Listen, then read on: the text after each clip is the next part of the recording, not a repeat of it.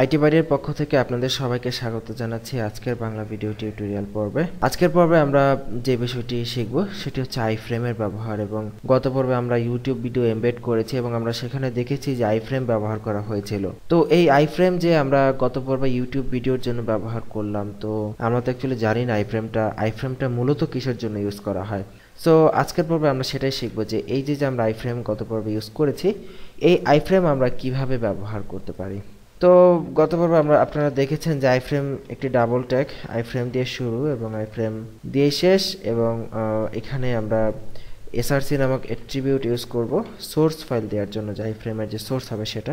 তো আইফ্রেমের শুরুতেই আমরা বলে নিই যে আইফ্রেম হচ্ছে মূলত এমন একটি ট্যাগ যেটি দিয়ে আমরা একটি ওয়েব পেজের মধ্যে অন্য কোনো ওয়েব পেজ বা ওয়েবসাইটের কোনো একটি পেজকে আমরা প্রদর্শন করাতে পারি খুব ইজিলি। যেমন আমরা যদি চাই আমাদের ওয়েবসাইটের মধ্যে আমরা আইটি বাড়ির একটা পেজ প্রদর্শন করাবো, সেটা কিভাবে করতে পারি। তো ঠিক একইভাবে আমরা এখানে সোর্স ট্যাগের মধ্যে আমরা যদি আমাদের itbari.com এই ওয়েবসাইটের ঠিকানাটা লিখে দেই এবং এটা যদি আমরা আউটপুটটা দেখি, যে আউটপুটটা যদি রিফ্রেশ করি, দেখবো আমাদের আইফ্রেমের মধ্যে এই যে আমাদের যে itbari.com ওয়েবসাইটটা আছে, এই ওয়েবসাইটটার ফুল পেজটা এখানে লোড হবে। এবং দেখতে পারতেছি যে এখানে আইফ্রেমের জন্য একটি বক্স চলে এসেছে এবং আমরা এই বক্সের মধ্যেই আমাদের আইটি বাড়ির ওয়েবসাইটটাকে লোড হতে দেখব। দেখুন এতটুকু জায়গার মধ্যে আমাদের আইটি বাড়ির পেজটা আমরা দেখতে পাচ্ছি। তো এটা আসলে ডিফল্টভাবে উইড হাইট দেওয়া নেই, আমরা চাইলে এটাকে উইড হাইট দিয়ে আমরা এটাকে বাড়িয়ে দিতে পারি। আমরা উইড 600 পিক্সেল করে দিই, আর হাইট দেওয়ার প্রয়োজন নেই। হাইট এমনিতেই যতটুকু আছে আমরা একটু বাড়াই, হাইটটা বাড়ালে ভালো লাগবে। আমরা 500 পিক্সেল হাইট করে দিলাম, রিফ্রেশ করি। দেখুন আমাদের আইফ্রেমটা আগে থেকে কিছুটা বড় হয়েছে এবং এই সাইজের মধ্যে আমাদের ওয়েবসাইটটাকে সে লোড করতেছে, দেখুন এইভাবে।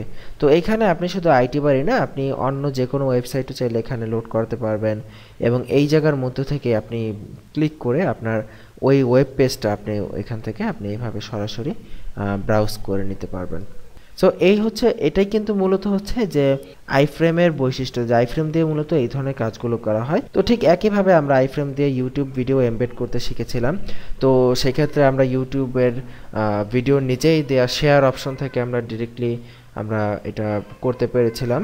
তো দেখুন অন্যান্য HTML ট্যাগের মতো আমরা আইফ্রেমকেও চাইলেও আমরা CSS দিয়ে দিতে পারি। যেমন আমরা উইড হাইটটা যদি এখান থেকে কেটে আমরা CSS দিয়ে দিতে চাই, তাহলে আমরা এই যে CSS ফাইল HTML এর সাথে CSS লিঙ্ক আপ করানো আছে, আমরা এখান থেকে জাস্ট আইফ্রেমটাকে সিলেক্ট করব। আইফ্রেমের উইডথ 600 পিক্সেল, হাইট 500 পিক্সেল এবং আমরা চাইলে এখানে একটা বর্ডার দিতে পারি 2 পিক্সেল সলিড রেড বর্ডারও দিয়ে দিতে পারি। এবার যদি সেভ করি, দুটোই সেভ করে যদি রিফ্রেশ করি, দেখবো আমাদের উইডথ হাইট আছে এবং একটি বর্ডারও চলে এসেছে। তো এইভাবে আমরা অন্যান্য HTML ট্যাগের মতো করে আইফ্রেমকেও আমরা বিভিন্ন CSS এর আন্ডারে দিতে পারি।